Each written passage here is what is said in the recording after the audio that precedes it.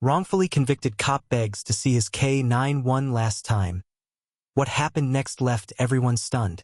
The courtroom was suffocating with tension, the kind that pressed down on the chest of every spectator in attendance. Rows of rigid wooden benches were filled with murmuring onlookers, some whispering in disbelief, others nodding solemnly as if they'd already decided his fate long ago. At the center of it all, Jonathan Carter stood before the judge, his once pristine uniform now a distant memory. His hands, steady despite the turmoil within him, were bound in cold steel cuffs. His broad shoulders, once symbols of authority and justice, now sagged under the weight of betrayal. The prosecutor, a sleek-haired man with a voice as sharp as a blade, leaned in as he delivered his final words. The evidence is overwhelming. The fingerprints, the transactions, the falsified reports all lead back to Officer Carter. This is not just a simple case of misconduct. This is corruption at its highest level. A man sworn to protect and serve, instead serving himself. His voice dripped with calculated disdain, his gaze sweeping across the jury like a puppeteer ensuring his strings were well in place. Jonathan's jaw tightened. He wanted to scream the truth, to expose the lies, but the words caught in his throat. Sarah Holloway, his attorney, rose to her feet. Unlike the prosecutor, she carried no theatrics, no exaggerated gestures. Her approach was one of reason, calm and cutting. Your Honor, my client has served this city with integrity for over a decade.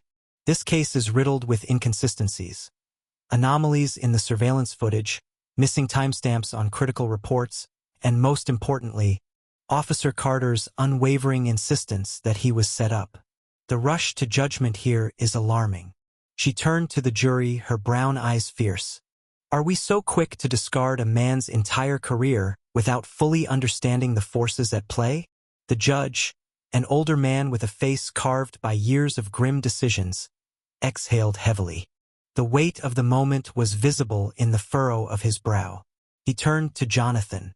Do you have anything to say before sentencing is passed? Jonathan lifted his gaze.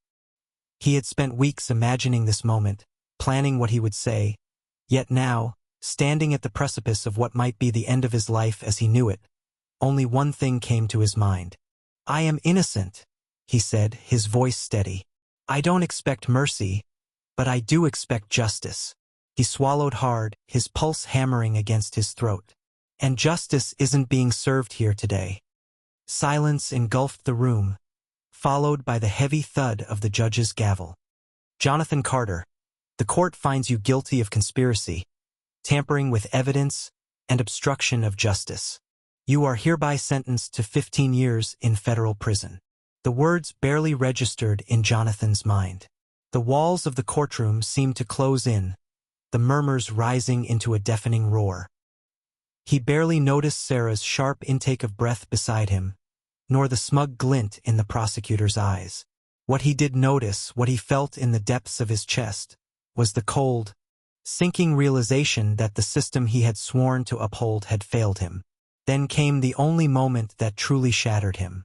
Your Honor, he said, his voice hoarse but resolute, I request one last moment with my K-9 partner. The courtroom fell silent once more. Even those who had been eager to see him fall now hesitated, struck by the raw plea in his voice. The judge studied him for a long moment before nodding. Granted. The back doors opened, and from the hallway came the familiar sound of claws tapping against polished floors. A rush of air hit Jonathan's lungs, and for the first time since the trial began, his rigid posture broke. Luke, his German Shepherd partner, entered the room, his sleek black and tan coat gleaming under the overhead lights. His ears were alert, his amber eyes locked onto Jonathan with an intensity only those who had seen battle together could understand. As soon as the leash was loosened, Luke bolted toward him. The dog's powerful frame collided into Jonathan's legs, his nose pressing desperately against his handler's stomach, as if trying to comprehend the nightmare unfolding before him. Jonathan crouched down, his cuffs preventing him from fully embracing the animal that had saved his life more times than he could count. Hey, buddy, he whispered, pressing his forehead against Luke's. His throat burned, but he refused to break. Not here. Not in front of them. He stroked Luke's head with restrained hands.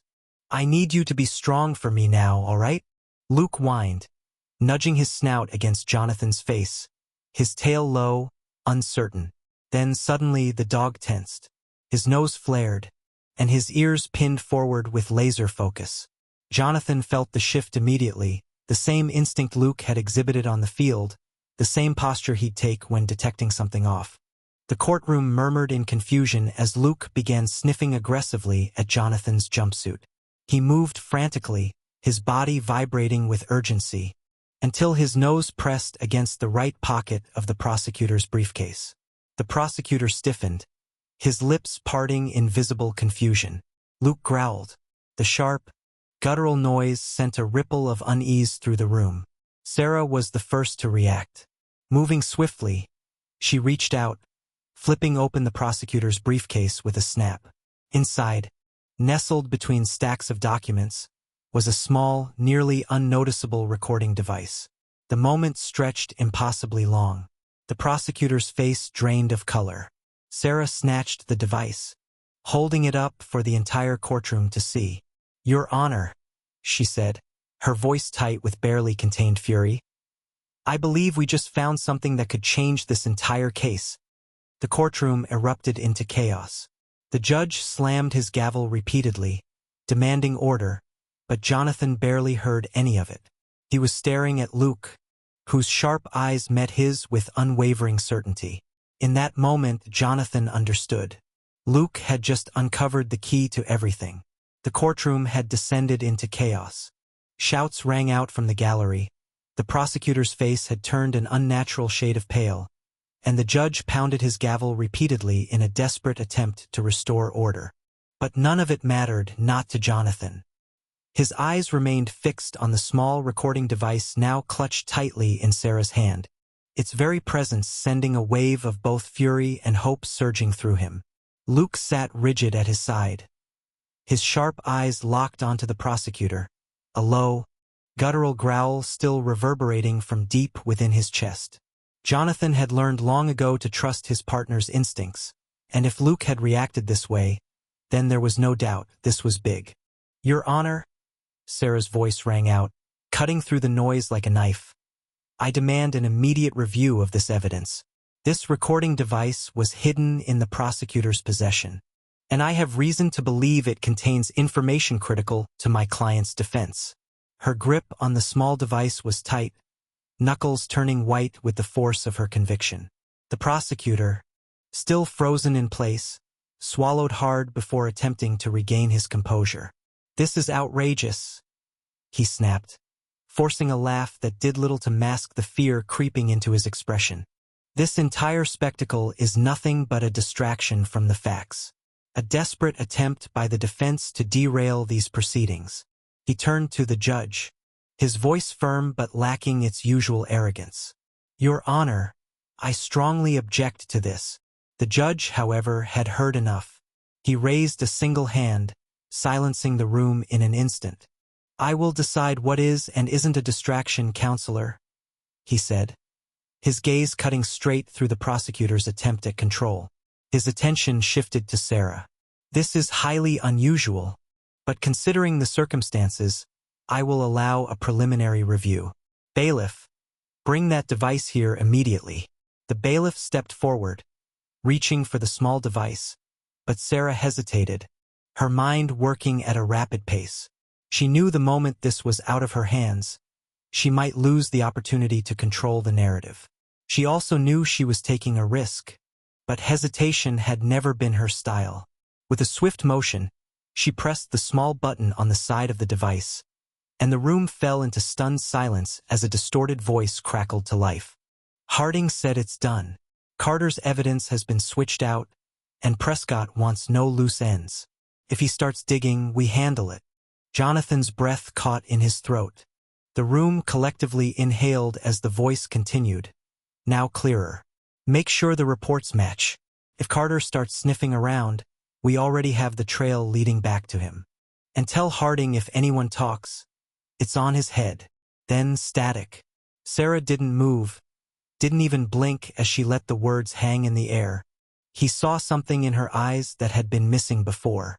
A glimmer of triumph. "This," she said, her voice steady but laced with fire, "is proof that my client was framed."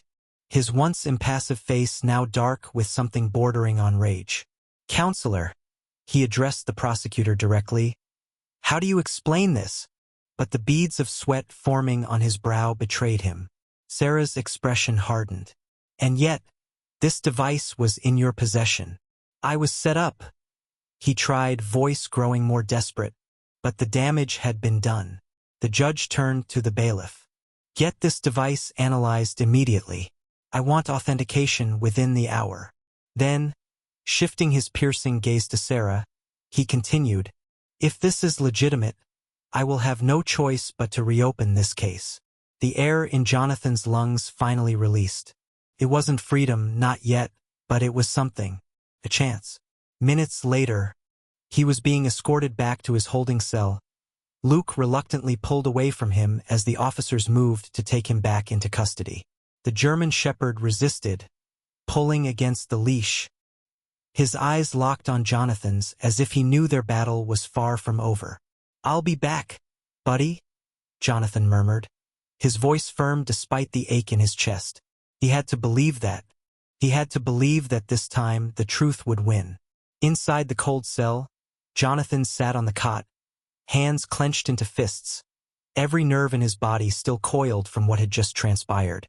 His mind replayed the recording over and over, dissecting every word. Prescott, Harding.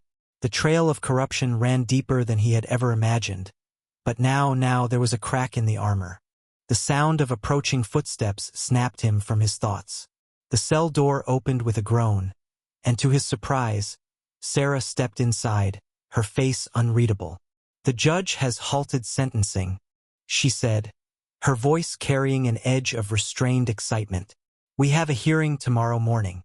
If that recording is verified, we can push for an immediate retrial." Jonathan exhaled, rubbing a hand over his jaw. "And if it's not?" Sarah's eyes darkened. "Then we find another way, because I don't believe in coincidences, and I sure as hell don't believe that device ended up in that briefcase by accident." Jonathan studied her, then gave a slow nod. "Harding was my mentor," he murmured. "I never thought he—" "I know." She cut in, her voice softer now.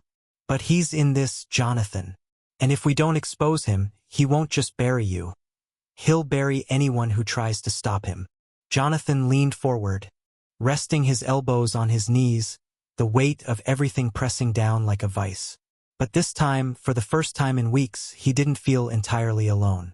Sarah took a breath, as if weighing her next words carefully. "There's something else," she said, pulling out a small folder. "Luke found something else today, in Harding's office." Jonathan's head snapped up. She handed him the folder, and as he flipped it open, the blood in his veins turned to ice. Surveillance photos. Of him, of Sarah, of Luke, and one of a safe, buried behind a bookshelf in Harding's office. Jonathan's fingers tightened around the pages, his mind spinning. This wasn't just about him. It was bigger, and whatever was in that safe, he knew it was the key to everything. He looked up, meeting Sarah's gaze with renewed determination. "We're going to get that safe." Sarah's lips curved into the barest hint of a smile.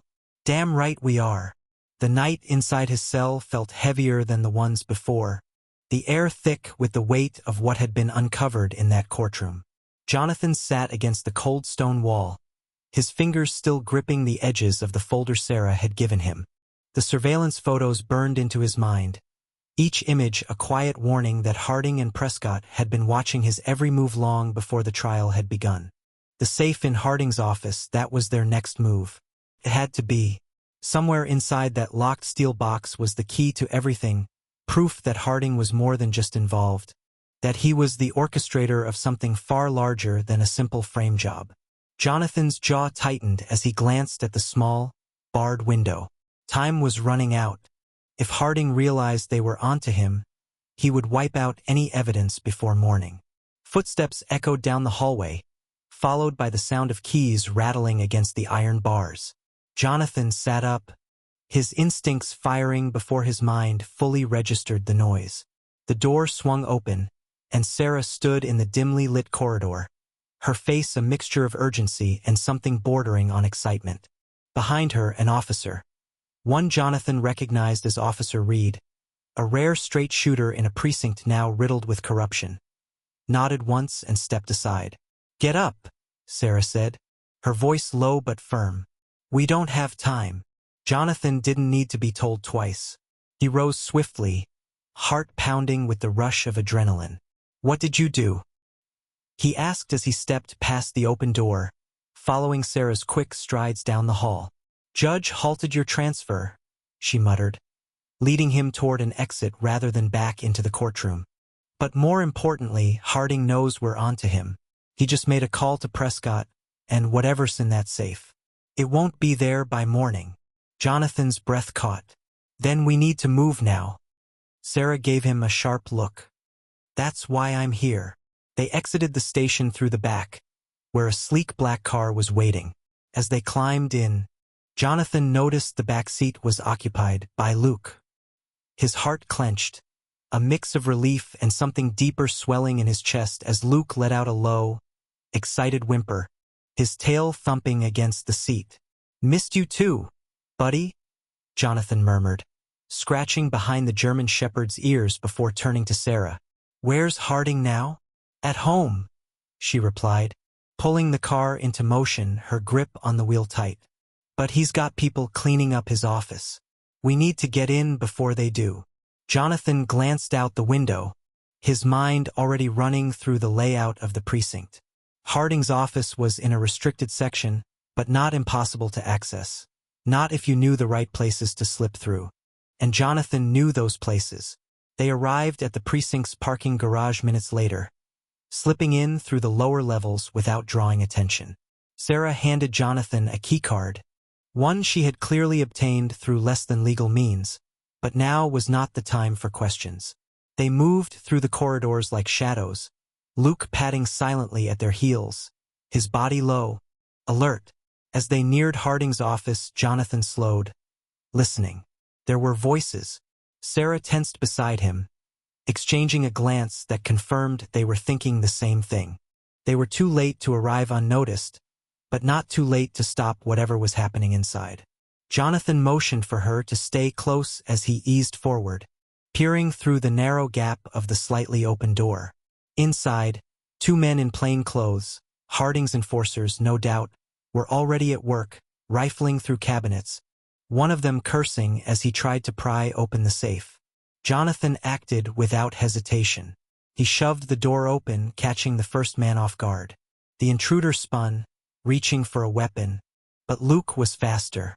The German shepherd lunged, knocking him off balance before clamping his powerful jaws onto the man's arm. The second man had barely registered what was happening before Jonathan crossed the distance, slamming him against the desk, using the momentum to pin his wrist down before he could draw his gun. "Drop it," Jonathan growled, pressing just enough force to make the man groan in pain. The enforcer hesitated for half a second too long, so Jonathan yanked the gun free himself, tossing it to Sarah, who had already locked the door behind them. The man under Luke's grip whimpered, his struggles useless against the trained K9. Jonathan turned his attention to the safe, ignoring the threats being hissed at him by the pinned man beneath his forearm. "Combination," he demanded. "You think we're afraid of you?" The man sneered, despite the sweat forming on his brow. Jonathan exhaled sharply, then looked at Luke. "Hold." Luke released the first man's arm but didn't back away. He simply adjusted his stance, now positioned directly over the man's throat. The message was clear. The second man, still caught beneath Jonathan's grip, swallowed hard. It's in Harding's desk," he spat. "A sticky note under the drawer." Sarah was already moving, flipping the drawer open and peeling back the note, reading off the numbers. Jonathan turned to the safe, his fingers spinning the dial in precise motions. The moment the lock clicked open, the room seemed to still. Inside, neatly organized in thick folders, were records, transaction receipts, and surveillance logs, evidence of a tangled network of dirty dealings, of falsified reports, of money changing hands between Prescott, Harding, and a list of names Jonathan hadn't expected to see. Officers, judges, even state officials. Sarah's breath hitched. "This isn't just about you," she murmured. "This is the entire damn system." Jonathan didn't respond. He grabbed everything, stuffing the documents into the black duffel bag Sarah had brought. The two men on the floor squirmed, but Jonathan had no patience for them. "Tell Harding he's already lost," he said coldly before knocking the man out with a quick, calculated strike. Sarah did the same to the first man, and in seconds they were slipping back out, the weight of the evidence hanging between them like a loaded gun. Back in the car, Jonathan felt Luke press his nose against his shoulder as Sarah drove. They didn't speak for a while, the enormity of what they had just uncovered sinking in. Then Sarah finally broke the silence. "You realize what this means, right?" Jonathan nodded. "Yeah." He looked down at the bag in his lap. "We're about to start a war." The city outside the car windows was a blur of neon lights and shifting shadows, but Jonathan barely noticed. His fingers were still gripping the edge of the duffel bag filled with evidence, his mind running through every possible outcome of what they had just done. Harding would know soon enough that his safe had been compromised, that everything he had worked to keep buried was now in the hands of the very man he had tried to destroy. That meant one thing: there would be no more subtle moves, no more legal battles fought in courtrooms. This was about to get dangerous. Sarah's hands were steady on the wheel, but he could see the tension in her jaw, the way her fingers tightened every time they passed another car. She was thinking the same thing. They had just declared war on some of the most powerful figures in the city, and retaliation would come fast. In the back seat, Luke let out a low huff, sensing the shift in atmosphere, his sharp eyes never leaving Jonathan as if waiting for a command. "We need a secure location," Sarah finally said, her voice calm but firm. "Harding's people will come looking, and if they find us before we can get this into the right hands, we're dead."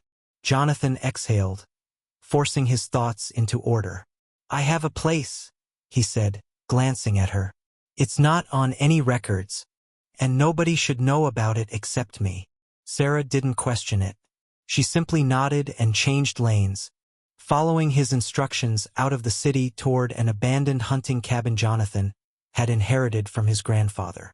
It was deep in the woods, far enough from civilization that they would have time to plan their next move without looking over their shoulders every 5 seconds. The drive stretched on in heavy silence, both of them processing the weight of the situation, until finally, Sarah pulled off the road onto a narrow dirt path that led to the secluded cabin. The place was exactly as Jonathan had left it years ago: weathered wooden walls, a small porch barely holding up against time, and a single light bulb flickering dimly from the front. As they stepped out of the car, Luke was the first to move, his ears perking up as he sniffed the air, scanning for any potential threats. Satisfied that they were alone, he padded up the porch steps and waited by the door. Jonathan unlocked it quickly, pushing inside and flipping on the overhead light. Dust floated in the air, but the space itself was secure. A single-room interior with an old fireplace, a worn-out couch, and a locked metal trunk in the corner where Jonathan had once stored emergency supplies. He set the duffel bag on the table, unzipping it as Sarah came to stand beside him. They both stared at the stacks of documents, knowing that somewhere in that pile was enough evidence to bring down Harding, Prescott, and every officer tangled in their corruption. Sarah ran a hand through her hair. "We need to go through this fast. Figure out what's most damning and get it to the right people before they have a chance to cover their tracks." Jonathan nodded, already pulling out files and flipping through them. Transaction records, surveillance reports, even internal memos. Harding had been careful but not careful enough. As they sorted through the pile, a single document caught Jonathan's eye. He picked it up, reading the names listed in cold, typed letters, and his stomach twisted. "This is a hit list," he muttered, holding the paper closer. "These names, these are people who either got too close or refused to play along." Sarah leaned in, her eyes scanning the names before stopping at one in particular. Her face went pale. "Officer Reed," she whispered. Jonathan's chest tightened. Reed had been the one to let him out of his cell, the only one in the department who had tried to fight against the corruption. And now, his name was on a list of people marked for elimination. "We have to warn him," Jonathan said, grabbing his phone. But before he could dial, Luke let out a low growl, his body tensing. Jonathan froze. The sound of tires crunching against gravel reached them a second later. Sarah cursed under her breath, moving to the window. Through the slats, Jonathan could see the unmistakable glare of headlights piercing through the trees. 3 black SUVs. No sirens. No markings. "Harding's people," Jonathan muttered, already reaching for the weapon stashed in the supply trunk. Sarah pulled her own gun from her waistband, her face set in grim determination. "They must have tracked us somehow. We have to move." Jonathan's mind raced. There was no back exit, only the front door and the windows, but they were too exposed to make a run for the car. They were trapped. His eyes flickered to Luke, who was already poised by the door, his body low, ready. Jonathan took a slow breath, forcing himself into the mindset of combat. He had faced worse odds before. "We hold them off," he said, meeting Sarah's gaze. "We make them think we're still inside, then take them out one by one." Sarah nodded. "I'll take the back window. If I can get around to the tree-line, I can flank them." Jonathan looked down at Luke. "You're with me, buddy." Luke didn't need any more instruction. The first gunshot shattered the stillness. Jonathan ducked as bullets tore through the wooden walls, sending splinters flying.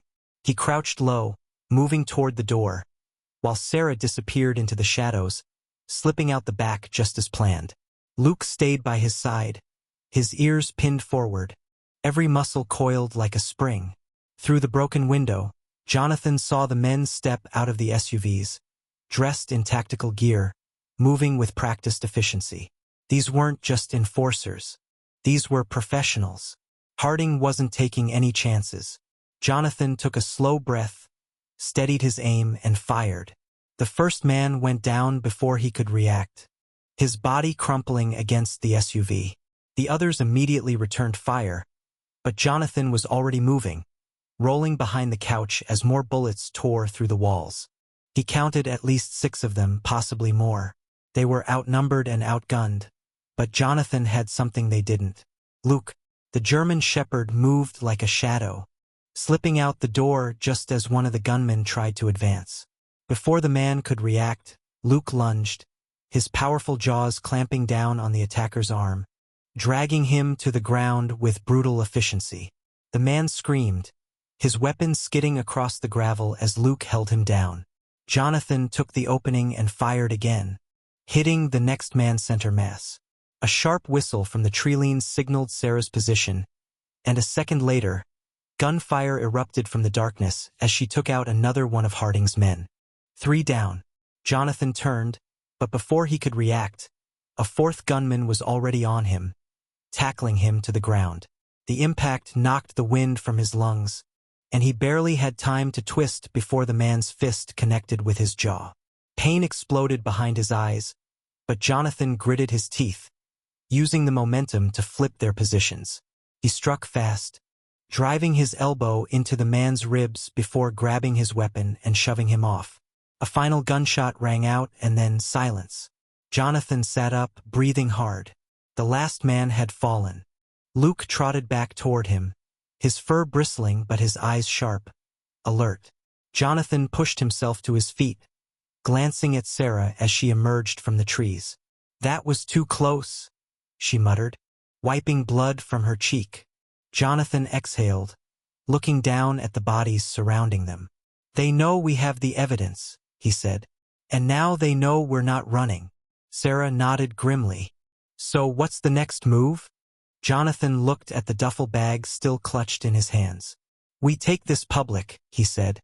"We bring the whole dam system down."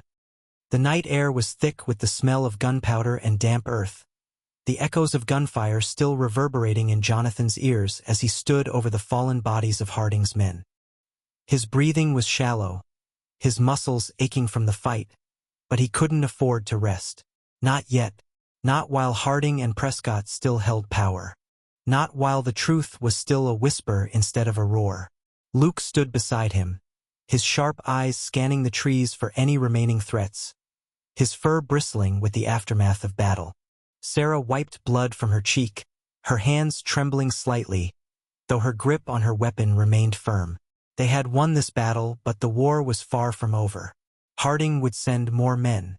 Prescott would be making calls, pulling strings, ensuring that by morning, every law enforcement agency in the city was hunting them. They had no more time. Jonathan took a breath, forcing his mind into focus. "We take this public," he said again, his voice rough with exhaustion. Sarah nodded, already pulling out her phone, but she hesitated. "We need someone who can get this out fast, someone who can't be silenced." Jonathan thought for a moment, then the answer hit him. "Detective Alvarez," he said, glancing at Sarah. "She's been investigating corruption in the department for years. She never had enough evidence to make a case. But if we give her this," he gestured to the duffel bag filled with incriminating documents, "she'll blow this wide open." Sarah's brows furrowed. "She's clean." Jonathan nodded. "One of the few." Harding tried to push her out, but she wouldn't back down. "If anyone can get this in the right hands, it's her." Sarah didn't waste another second. She pulled up Alvarez's number and hit dial, pacing as the line rang. Jonathan focused on securing what little ammunition they had left, his mind already racing through every possible scenario. If Harding suspected they were still alive, there was no telling what he would do next. The call connected. "Holloway," Alvarez's voice was sharp, wary. "Do you have any idea what kind of hellstorm you just kicked up?" Sarah cut straight to the point. "We have evidence," she said, her voice steady despite the urgency in her tone. "Harding, Prescott, everyone involved. Names, transactions, orders for assassinations. All of it." A pause. Then Alvarez spoke, quieter now. "Where are you?"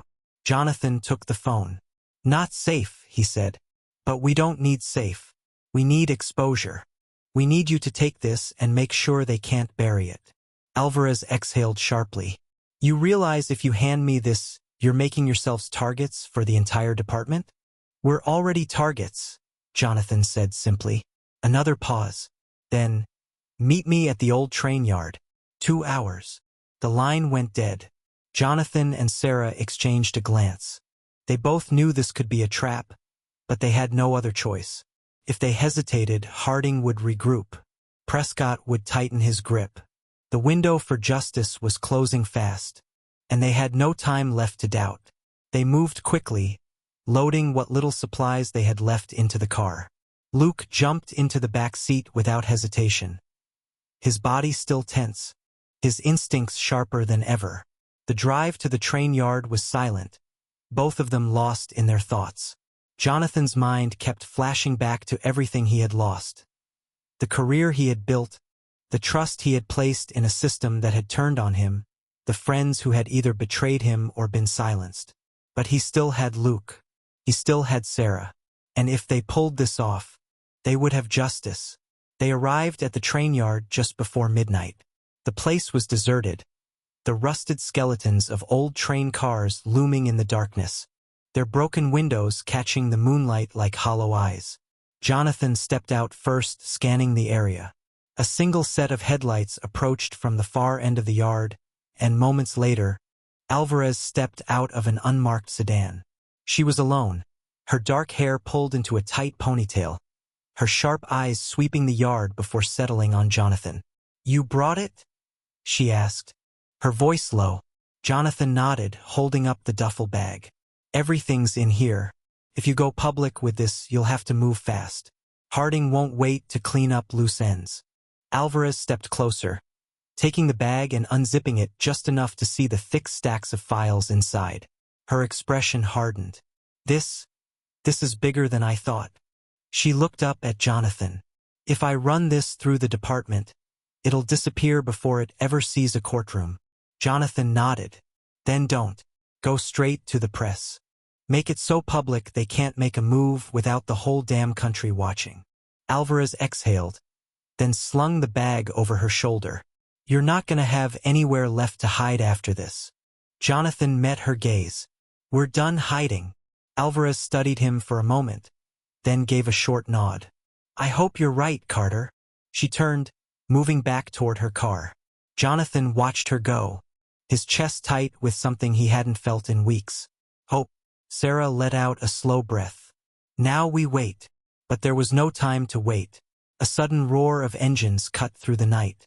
Headlights burst through the darkness from multiple directions, illuminating the train yard like a stage set for execution. Harding's men, dozens of them, armed, moving in fast. Move! Jonathan shouted, grabbing Sarah's arm and sprinting toward the nearest cover. Gunfire erupted, bullets sparking against metal as the old train cars became instant battlegrounds. Luke darted ahead, weaving through the chaos, his instincts carrying him straight toward the nearest attacker. Jonathan returned fire, taking down 2 men before diving behind a rusted train car. Sarah was beside him, reloading with quick efficiency. Alvarez? She yelled. Jonathan glanced toward her car just in time to see her ducking behind it. Gun drawn, the duffel bag still clutched in her grip. She was pinned down. If she didn't get out, all of this would be for nothing. We cover her, Jonathan said. Luke, go. The German shepherd shot forward like a bullet, his body a blur of muscle and instinct. He took down the nearest gunman in seconds, his teeth sinking into flesh, dragging the man to the ground. Jonathan used the distraction, moving swiftly toward Alvarez's position. Harding's men weren't ready for the sudden assault, and within moments, Jonathan had reached her. Get to your car, he ordered, firing at the approaching attackers. Alvarez hesitated only a moment before nodding. She sprinted toward her vehicle, diving into the driver's seat as Jonathan and Sarah laid down covering fire. The engine roared to life, the tires screeched, and just like that, Alvarez was gone, disappearing into the night, the evidence with her. Jonathan felt a bullet graze his arm, pain searing through him, but he didn't stop. We need to get out of here, Sarah shouted. They moved fast, weaving through the wreckage, Luke at their heels. Harding's men were retreating now, their mission failed, but Jonathan knew this wasn't over. Not yet. As they sped away from the train yard, Jonathan's phone buzzed. A single text from Alvarez. It's done. The next morning, the city woke up to headlines that would shake the foundation of everything Prescott and Harding had built. Their crimes were laid bare. Arrests were made. The department was torn apart from the inside out. And Jonathan Carter, once a convicted man, was now a hero. He stood on the steps of the courthouse days later, Luke sitting loyally at his side. As Sarah joined him. We did it, she murmured. Jonathan looked down at Luke, then back at the city he had once sworn to protect. No, he said quietly. We're just getting started. Thank you for watching. We hope you enjoyed this thrilling story of justice, loyalty, and redemption. If you liked the video, don't forget to hit the like button and subscribe to our channel for more exciting stories. Your support helps us bring you even more incredible content. Stay tuned, and we'll see you again in the next story, where the adventure never stops.